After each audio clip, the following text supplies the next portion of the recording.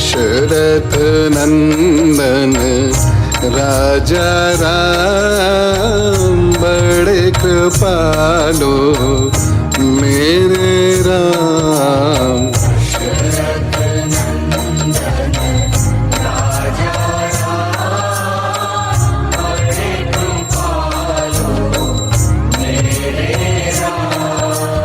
दशरथ नंदन राजा राम बड़े कृपालो मेरे राम।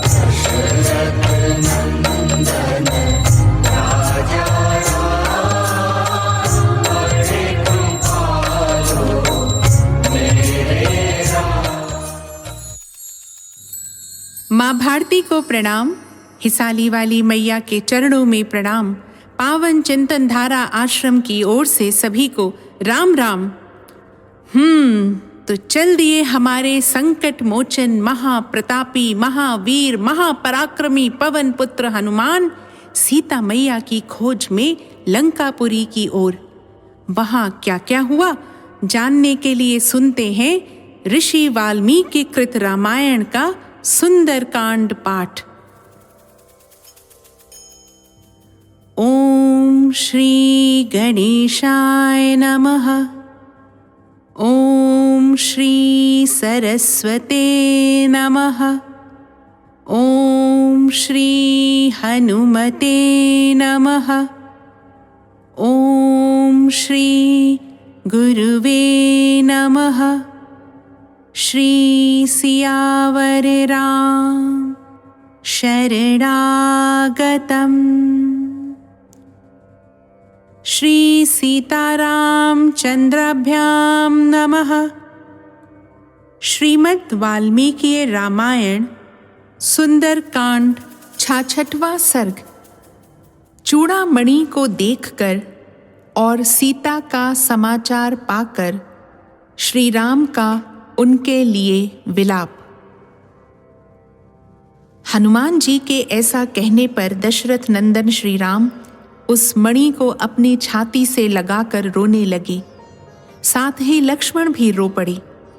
उस श्रेष्ठ मणि की ओर देखकर शोक से व्याकुल हुए श्री रघुनाथ जी अपने दोनों नेत्रों में आंसू भरकर सुग्रीव से इस प्रकार बोले, मित्र, जैसे वत्सला धेनु अपने बछड़े के स्नेह से थनों से दूध झरने लगती है, उसी प्रकार इस उत्तम मणि को देखकर आज मेरा हृदय भी द्रवीभूत हो रहा है। मेरे श्वशुर राजा जनक ने विवाह के समय वैदेही को यह मणि रत्न दिया था, जो उसके मस्तक पर आबद्ध होकर बड़ी शोभा पाता था। जल से प्रकट हुई यह मणि श्रेष्ठ देवताओं द्वारा पूजित है। किसी यज्ञ में बहुत संतुष्ट हुए बुद्धिमान इंद्र ने राजा जनक को यह मणि दी थी। सौम्य, इस मणि रत्न का दर्शन करके आज मुझे मानो अपने पूज्य पिता का और विदेह राज महाराज जनक का भी दर्शन मिल गया हो, ऐसा अनुभव हो रहा है। यह मणि सदा मेरी प्रिया सीता के सीमंत पर शोभा पाती थी। आज इसे देखकर ऐसा जान पड़ता है मानो सीता ही मुझे मिल गई। सौम्य पवन कुमार, जैसे बेहोश हुए मनुष्य को होश में लाने के लिए उस पर जल के छींटे दिए जाते हैं, उसी प्रकार विदेह नंदिनी सीता ने मूर्छित हुए से मुझ राम को अपने वाक्य रूपी शीतल जल से सींचते हुए क्या क्या कहा है, यह बारंबार बताओ। अब वे लक्ष्मण से बोले, सुमित्रा नंदन, सीता के यहाँ आए बिना ही जो जल से उत्पन्न हुई इस मणि को मैं देख रहा हूँ, इससे बढ़कर दुख की बात और क्या हो सकती है। फिर वे हनुमान जी से बोले, वीर पवन कुमार, यदि विदेह नंदिनी सीता 1 मास तक जीवन धारण कर लेंगी, तब तो वह बहुत समय तक जी रही है। मैं तो कजरारे नेत्रों वाली जानकी के बिना अब 1 क्षण भी जीवित नहीं रह सकता। तुमने जहां मेरी प्रिया को देखा है, उसी देश में मुझे भी ले चलो। उसका समाचार पाकर अब मैं 1 क्षण भी यहाँ नहीं रुक सकता। हाय, मेरी सती साध्वी सुमध्यमा सीता बड़ी भीरू है। वह उन घोर रूपधारी भयंकर राक्षसों के बीच में कैसे रहती होगी। निश्चय ही अंधकार से मुक्त किंतु बादलों से ढके हुए शरतकालीन चंद्रमा के समान सीता का मुख इस समय शोभा नहीं पा रहा होगा। हनुमान, मुझे ठीक ठीक बताओ, सीता ने क्या क्या कहा है? जैसे रोगी दवा लेने से जीता है, उसी प्रकार मैं सीता के इस संदेश वाक्य को सुनकर ही जीवन धारण करूंगा। हनुमान, मुझसे बिछड़ी हुई मेरी सुंदर कटि प्रदेश वाली मधुर भाषिणी सुंदरी प्रियतमा जनक नंदिनी सीता ने मेरे लिए कौन सा संदेश दिया है? वह दुख पर दुख उठाकर भी कैसे जीवन धारण कर रही है? इस प्रकार श्री वाल्मीकि निर्मित आर्ष रामायण आदि काव्य के सुंदर कांड में 66वां सर्ग पूरा हुआ। निश्चय प्रेम प्रतीति ते विनय करे सन्मान, तेहि के कारज सकल शुभ सिद्ध करे हनुमान। 67वां सर्ग। हनुमान जी का भगवान श्री राम को सीता का संदेश सुनाना। महात्मा श्री रघुनाथ जी के ऐसा कहने पर श्री हनुमान जी ने सीता जी की कही हुई सब बातें उनसे निवेदन कर दी। वे बोले, पुरुषोत्तम, जानकी देवी ने पहले चित्रकूट पर बीती हुई एक घटना का यथावत रूप से वर्णन किया था। उसे उन्होंने पहचान के तौर पर इस प्रकार कहा था, पहले चित्रकूट में कभी जानकी देवी आपके साथ सुखपूर्वक सोई थीं। वे सोकर आपसे पहले उठ गईं। उस समय किसी कौवे ने सहसा उड़कर उनकी छाती में चोंच मार दी। भरताग्रज, आप लोग बारी बारी से एक दूसरे के अंक में सिर रखकर सोते थे। जब आप देवी के अंग में मस्तक रखकर सोए थे, उस समय पुनः उसी पक्षी ने आकर देवी को कष्ट देना आरंभ किया। कहते हैं उसने फिर आकर जोर से चोंच मार दी। तब देवी के शरीर से रक्त बहने लगा और उससे भीग जाने के कारण आप जग उठे। शत्रुओं को संताप देने वाले रघुनंदन, उस कौवे ने जब लगातार इस तरह पीड़ा दी, तब देवी सीता ने सुख से सोए हुए आपको जगा दिया। महाबाहो, उनकी छाती में घाव हुआ देख आप विषधर सर्प के समान कुपित हो उठे और इस प्रकार बोले, भीरु, किसने अपने नखों के अग्रभाग से तुम्हारी छाती में घाव कर दिया है? कौन कुपित हुए 5 मुंह वाले सर्प के साथ खेल रहा है? ऐसा कहकर आपने जब सहसा इधर उधर दृष्टि डाली, तब उस कौवे को देखा। उसके तीखे पंजे खून में रंगे हुए थे और वह सीता देवी की ओर मुंह करके ही कहीं बैठा था। सुना है उड़ने वालों में श्रेष्ठ वह कौवा साक्षात इंद्र का पुत्र था, जो उन दिनों पृथ्वी पर विचर रहा था। वह वायु देवता के समान शीघ्रगामी था। मतिमानों में श्रेष्ठ महाबाहो, उस समय आपके नेत्र क्रोध से घूमने लगे और आपने उस कौवे को कठोर दंड देने का विचार किया। आपने अपनी चटाई में से एक कुशा निकालकर हाथ में ले लिया और उसे ब्रह्मास्त्र से अभिमंत्रित किया। फिर तो वह कुश प्रलय काल की अग्नि के समान प्रज्वलित हो उठा। उसका लक्ष्य वह कौवा ही था। आपने उस जलते हुए कुश को कौवे की ओर छोड़ दिया। फिर तो वह दीप्तिमान दर्भ उस कौवे का पीछा करने लगा। आपके भय से डरे हुए समस्त देवताओं ने भी उस कौवे को त्याग दिया। वह तीनों लोकों में चक्कर लगाता फिरा, किंतु कहीं भी उसे कोई रक्षक नहीं मिला। शत्रु दमन श्री राम सब ओर से निराश होकर वह कौवा फिर वहीं आपकी शरण में आया। शरण में आकर पृथ्वी पर पड़े हुए उस कौवे को आपने शरण में ले लिया, क्योंकि आप शरणागत वत्सल हैं। यद्यपि वह वध के योग्य था, तो भी आपने कृपा पूर्वक उसकी रक्षा की। रघुनंदन, उस ब्रह्मास्त्र को व्यर्थ नहीं किया जा सकता था, इसलिए आपने उस कौवे की दाहिनी आंख फोड़ डाली। श्री राम, तदनंतर आपसे विदा ले वह कौवा भूतल पर आपको और स्वर्ग में राजा दशरथ को नमस्कार करके अपने घर को चला गया। सीता कहती हैं, रघुनंदन, इस प्रकार अस्त्र वेत्ताओं में श्रेष्ठ, शक्तिशाली और शीलवान होते हुए भी आप राक्षसों पर अपने अस्त्र का प्रयोग क्यों नहीं करते हैं?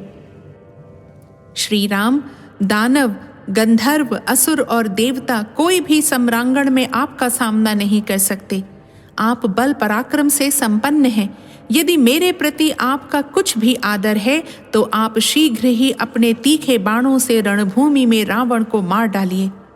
हनुमान अथवा अपने भाई की आज्ञा लेकर शत्रुओं को संताप देने वाले रघुकुल तिलक नरश्रेष्ठ लक्ष्मण क्यों नहीं मेरी रक्षा करते हैं? वे दोनों पुरुष सिंह श्री राम और लक्ष्मण वायु तथा अग्नि के तुल्य तेजस्वी एवं शक्तिशाली हैं, देवताओं के लिए भी दुर्जय हैं, फिर किस लिए मेरी उपेक्षा कर रहे हैं? इसमें संदेह नहीं कि मेरा ही कोई ऐसा महान पाप है जिसके कारण वे दोनों शत्रु संतापी वीर एक साथ रहकर समर्थ होते हुए भी मेरी रक्षा नहीं कर रहे हैं। रघुनंदन, विदेह नंदिनी का करुणाजनक उत्तम वचन सुनकर मैंने पुनः आर्या सीता से यह बात कही। देवी, मैं सत्य की शपथ खाकर कहता हूँ कि श्री रामचंद्र जी तुम्हारे शोक के कारण ही सब कार्यों से विरत हो रहे हैं। श्री राम के दुखी होने से लक्ष्मण भी संतप्त हो रहे हैं। किसी तरह आपका दर्शन हो गया, आपके निवास स्थान का पता लग गया, अतः अब शोक करने का अवसर नहीं है। भामिनी, आप इसी मुहूर्त में अपने सारे दुखों का अंत हुआ देखेंगी। शत्रुओं को संताप देने वाले वे दोनों नरश्रेष्ठ राजकुमार आपके दर्शन के लिए उत्साहित हो लंकापुरी को जलाकर भस्म कर देंगे।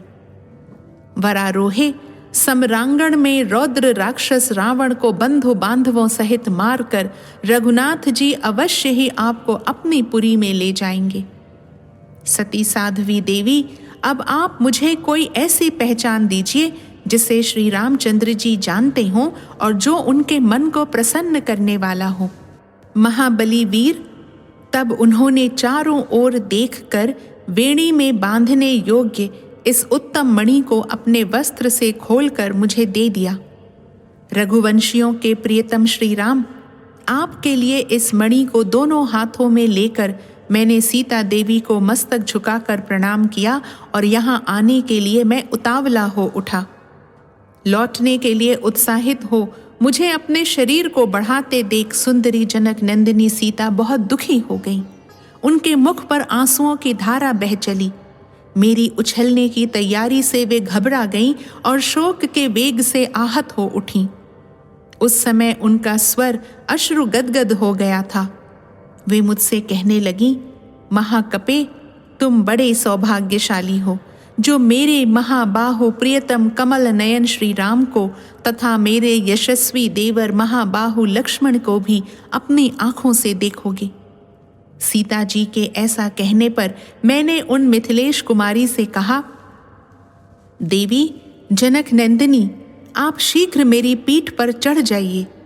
महाभागे, श्याम लोचने, मैं अभी सुग्रीव और लक्ष्मण सहित आपके पतिदेव श्री रघुनाथ जी का आपको दर्शन कराता हूँ।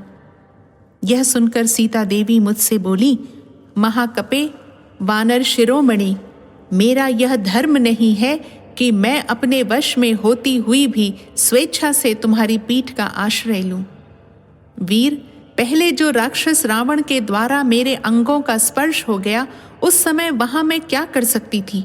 मुझे तो काल ने ही पीड़ित कर रखा था।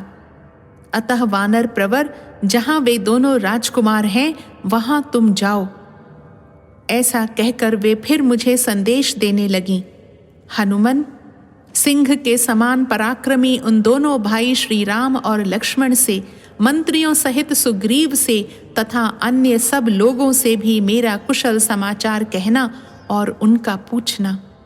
तुम वहां ऐसी बात कहना जिससे महाबाहु रघुनाथ जी इस दुख सागर से मेरा उद्धार करें। वानरों के प्रमुख वीर, मेरे इस तीव्र शोक वेग को तथा इन राक्षसों द्वारा जो मुझे डराया धमकाया जाता है, इसको भी उन श्री रामचंद्र जी के पास जाकर कहना, तुम्हारा मार्ग मंगलमय हो।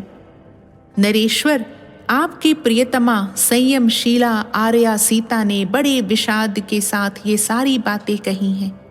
मेरी कही हुई इन सब बातों पर विचार करके आप विश्वास करें कि सती शिरोमणि सीता सकुशल है।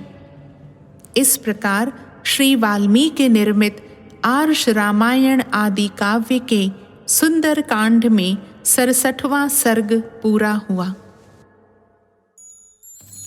निश्चय प्रेम प्रतीति ते, विनय करे सन्मान, तेहि के कारज सकल शुभ, सिद्ध करे हनुमान। 68वां सर्ग। हनुमान जी का सीता के संदेह और अपने द्वारा उनके निवारण का वृतांत बताना। पुरुष सिंह रघुनंदन, आपके प्रति स्नेह और सौहार्द के कारण देवी सीता ने मेरा सत्कार करके जाने के लिए उतावले हुए मुझसे पुनः यह उत्तम बात कही। पवन कुमार, तुम दशरथ नंदन भगवान श्री राम से अनेक प्रकार से ऐसी बातें कहना जिससे वे सम्रांगण में शीघ्र ही रावण का वध करके मुझे प्राप्त कर लें। शत्रुओं का दमन करने वाले वीर, यदि तुम ठीक समझो तो यहाँ किसी गुप्त स्थान में एक दिन के लिए ठहर जाओ। आज विश्राम करके कल सवेरे यहाँ से चले जाना। वानर, तुम्हारे निकट रहने से मुझ मंद भागिनी को इस शोक विपाक से थोड़ी देर के लिए भी छुटकारा मिल जाए। तुम पराक्रमी वीर हो, जब पुनः आने के लिए यहाँ से चले जाओगे तब मेरे प्राणों के लिए भी संदेह उपस्थित हो जाएगा, इसमें संशय नहीं है।